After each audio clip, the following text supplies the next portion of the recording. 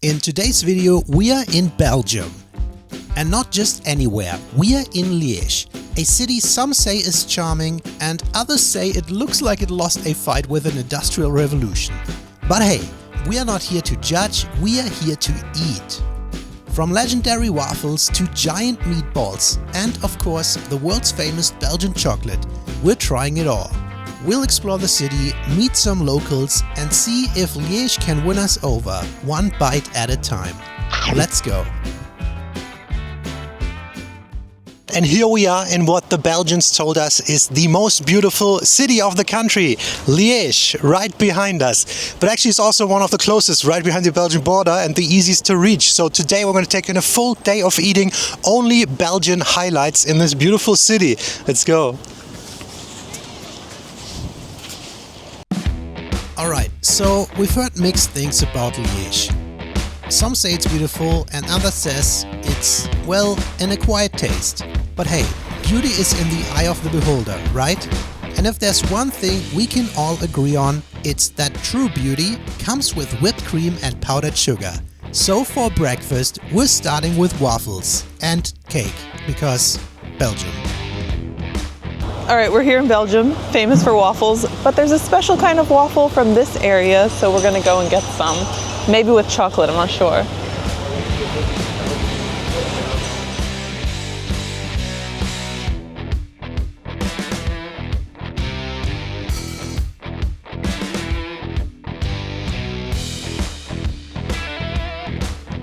Bonjour, we are in the French-speaking part of Belgium right now, so I understand nothing. But while here, we have to get a Belgian waffle. And I think Belgium has like two main waffle variations. Brussels, which we had one while we were in Brussels. It's just like thinner, I guess it's just a more liquidy dough. It's flatter, it has a lot more toppings on it. But it's less floppy, it's very straight then, right? Yeah, it's a rectangle shape versus this one. It's this rounder one. It's a little bit of a thicker dough with the sugar caramelizes as it cooks. And it was nicely heated. And it looks pretty good. We got the classic vanilla. Yeah, so this is Waffles Liège-style, and she said it's either vanilla or cinnamon are the two classics, and she said vanilla is even more classic, so we went with that. Let's give it a try. It's still warm. Oh. The dough is a bit denser, which I like, and this is what I think of when I think of like a sweet waffle. So much doughy, it's nice. Where's the vanilla? Is it like inside? It's in there, it's the flavoring okay. inside. Yeah. I thought maybe they put vanilla sugar on it, but it's actually inside. It was so good. We got these two little things on the house. Yeah. She just gave them to us. It's just some complimentary. Honestly, dough piece. everything looked so good there. There was croissants, there was crepes, there was tortas, but we only have so much room in our stomachs. It's pretty decent, pretty standard. But the second thing we've gotten, we asked them what else is very typical, regional for this area, and they said this rice cake, which is a tarte au riz. Tarte au riz. We just ripped that thing apart and look at that. It looks so good. It looks like a rice pudding in there, which is very gooey. You can squeeze it and it moves around. And I remember having some of these in the Netherlands and in Germany. Variations of this is very popular, but this one is with speculatius. Yeah, she said this is a special one. The normal one doesn't have it. She was like, maybe try the normal one first. We were like, no. It's almost Christmas time, speculatius. So Liège rice cake with speculatius flavor. And it smells cinnamony and nutmeggy.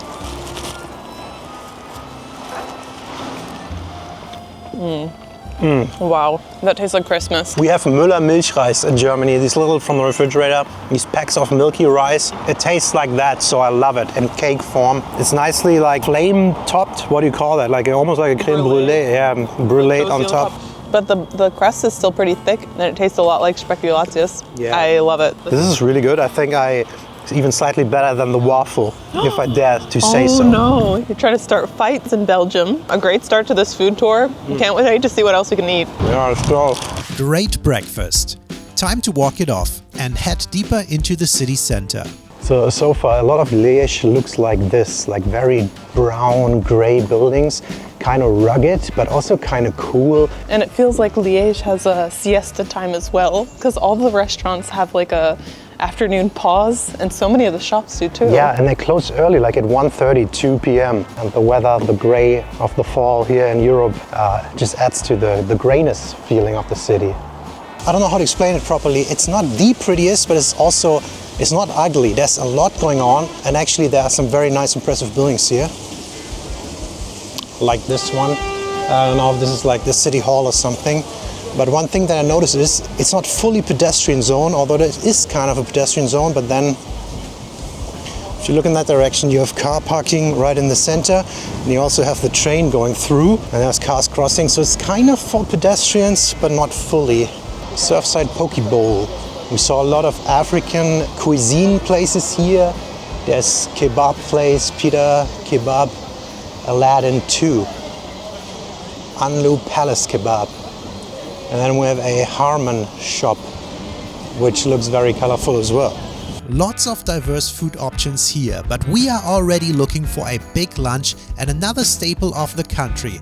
It's humongous meatballs, Liège-style. And we didn't have to look far. On our search for Belgium's best and biggest meatballs, we came to this inner courtyard here, because some of the places are closed on this Tuesday, weirdly, but apparently some of the best balls of the city are in this museum complex, which is right here. We just have to find the restaurant, and then it's time for some meatballs. Alright, here we are for the main event, and I'm looking very much forward to this, the pride of Belgium basically, and Liège, the Liège meatballs. I think they're called boulet de Liégeois, so we got the portion with 2, and they are pretty hefty. If you look at this thing, I think this weighs like half a pound maybe. Looks like some parsley on top. And they're also very dense. I think they're made half pork, half beef, or half pork, half veal. They said meatballs, but I wasn't expecting meat planets. Look at this. This thing has its own gravitational pull. And it also comes with a little side salad, and of course fries. We're in Belgium, land of the fries, the fried potatoes. We already cut this one up. This thing weighs a lot, it's very heavy, and also the sauce it's in, it's a sauce with Liège syrup, it says, and I think there are raisins in there. Just give it a try. He likes to preface when he doesn't like things. Alright, here we are, quarter meatball. Let's see if that fits in my mouth. My record is way higher. Usually I take the entire ball in my mouth, but here a quarter had to do. Dude, it's a very nice meatball. Sometimes when it's too dense, you think it's like this pressed type of meat, but this one tastes very good. I like how it's flavored, and the sauce is really nice. Let me get some of these fries here. Those fries look good. It's like this dark sauce. I wonder if they use some red wine or something in there. Good fries, what can I say? I always think they do the fries right, the right size, they're fried nicely. However, I think they could season them a bit more. When fries are this good, you start wondering why anyone bothers with salad. But the salad was okay as well. Better than I thought. Overall, very simple meal. I like that it's like only a couple of ingredients. You know, the meatball, the sauce is very good. I think the sauce is actually the star of the show here. These meatballs, man, I'm so glad we got 2. Each bite feels like getting hugged by a Belgian grandma. If breakfast was sweet, lunch was straight up serious. Belgium doesn't mess around, and neither do its meatballs. And guys, if you like these food tour videos, we do them all over Europe and the world sometimes. It would be awesome if you consider subscribing to the channel. That lunch was amazing. Heavy, hearty, and roughly the weight of a small car. So naturally, we decided the best follow-up would be cardio. Luckily, Liège is full of stairs and opportunities to question your life choices. So we went to these gardens at the side of a hill with a great viewpoint from where we were able to take in a view of the city and its rooftops.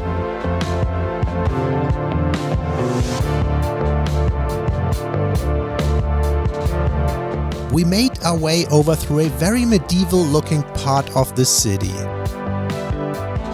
Dude, you better be able to walk some stairs here. Holy smokes. This overall feels way more medieval than I thought. It's kind of cool, to be honest. A lot of things look very castle-y, you know, like a lot of small little castles. But also, look at this. What is going on here? It's a Tuesday. Sorry, we're closed, and it's just another very nice looking restaurant in there with like half-timbered houses. It's interesting.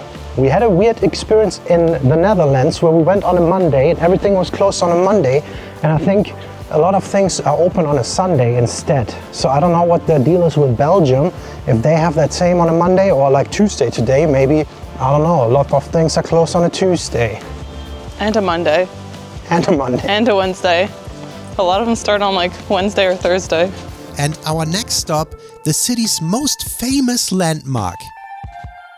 There it is, the Pride of Liège. It's the most visited and most famous attraction in this city, right there. Yes, it's a set of stairs. But not any stairs. It's the Montagne de Burin. 374 steps of pure regret. Or, as the locals call it, a great view at the top.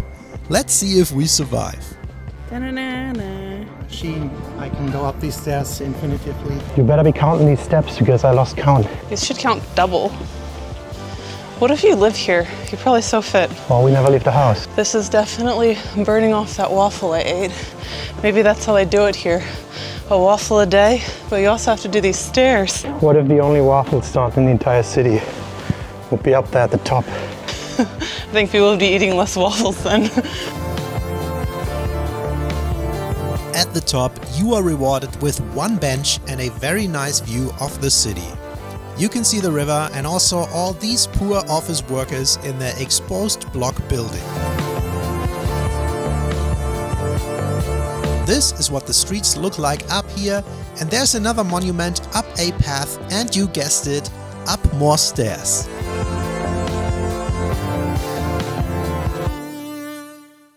So if you go up the famous stairs, you see this monument from below, and then you have to climb a couple more stairs. And then you're here at this viewpoint. It's the city of stairs here, very steep on this side.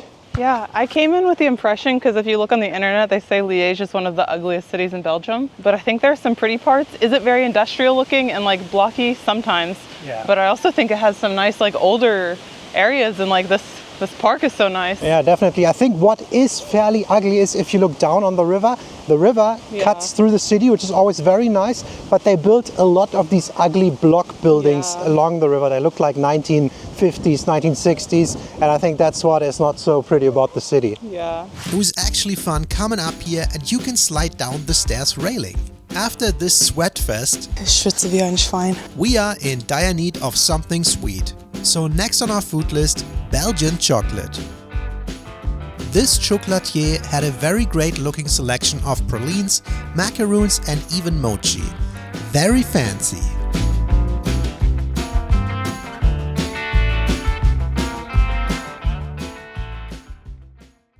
Belgian chocolate, I feel like, is world famous. We went into one of these chocolatiers. I don't know, we just got an assortment. Honestly, there were so many to choose from. They all look so pretty. We picked some pretty ones, but then some that looked like they tasted good. There's some classic Belgian desserts as well, which we got for our next video, but we can only eat so much today. I'm just gonna try one of these. This one was calling to me. It was the one that was like almost empty, has nuts on there. It looks so good. 9 of these pieces were 14 euros. It was a very fancy place, so I expect excellence here. They're not cheap, but I'm just gonna give this one a try. Oh wow, that is really good. This one has like a layer of nuts and then a layer of nougat. I think Phil will love this. That's awesome. Better than a Milka nougat? I think better than a Milka. This one, she said it was passion fruit and currant berry. Was that it? This one or the other one? It almost looks like a little packaged thing. Yeah, let's give it a try. That's my stuff. It's like this darker chocolate and some type of hint of berry in there. This feels expensive, 14 euros for this. I'm surprised Phil isn't crying. I am crying inside a little bit because 14 euros, that's fine. I mean, it's expensive, but also I feel like I pay 5 euros for this box already. I'm just gonna do this snail one. The shell? Yeah. He was the one that really wanted the shell. Phil was like, we have to get a shell. Let's see. So I think it's white chocolate and then there's some nougat filling in there. Ooh. And I love a nougat filling. I think noisette is what they call it here. Very good, slightly above the Milka, but for like 7 times the price, I don't know which one should I do. I'll do this fancy looking one. That was a fancy one. Yeah, they even have a D on there. There are places called Darcy's, so maybe this one's great too. Let's see. Oh yeah, I see the color. Oh, I think I'm not a fan of berry in my chocolate. I think that's the black currant. It's like a black currant cream in there. And the cream is very good and it's dark chocolate around it. It's not my favorite combination. I like the nougat one better. I see the appeal. I see how this is a little elevated. The shapes are awesome. They look great. I think this makes like a great present for like a wedding or if you visit the Queen or something like that, you know? If you just want to fill yourself up with chocolate, then, you know, the Milka does it, but this is definitely a little fancier. I don't know, these are really nice. Like Phil said, these are not chocolates that you just like down a whole packet of. Like you need to like savor each one of them. Yeah. We're gonna eat the other ones in the next video. Alright, the chocolate, delicious, classy, Belgian. And yeah, Liège has a proper pedestrian zone that is very cute, or très belle, with many more waffle and food options. It just smells like sugar everywhere because of the waffles being caramelized. It smells so good. And my taste buds were screaming for something less elegant and more fried. Because if there's one thing Belgium does even better than chocolate, it's putting perfectly good food into boiling oil. So we have to end this day the Belgian way, with fries, croquettes, and way too many calories. Let's do this. So we decided to get this thing. This is a croquette. This one is falling apart. They deep fry it then and there. It's ham and cheese, it's filled. Ooh. I'm pretty excited to try this. It looks like ham, onions in there. Bon appetit. It took a couple minutes, so it's deep fried. I would assume it's hot. Is it hot?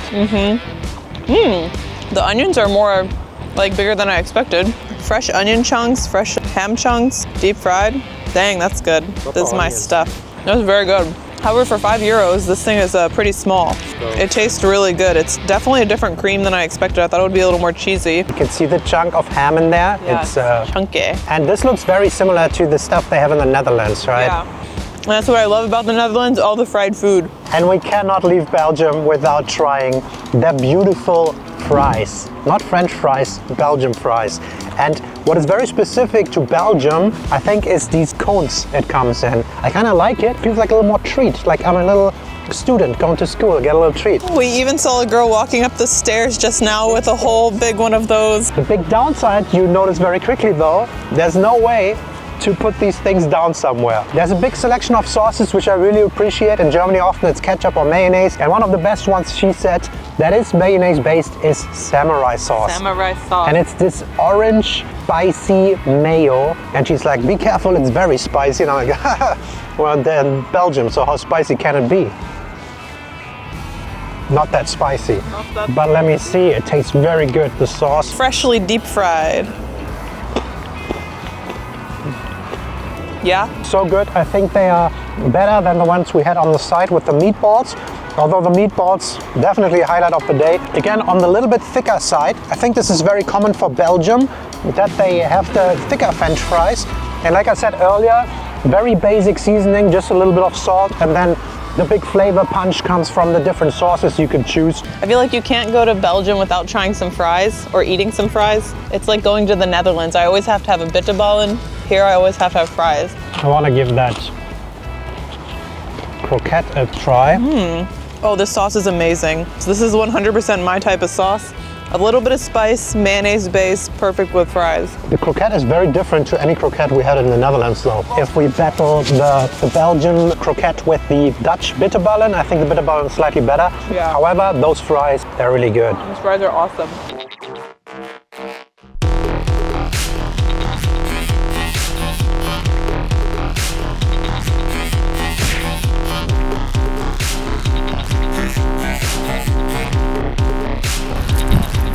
Alright, pigeon vlog over.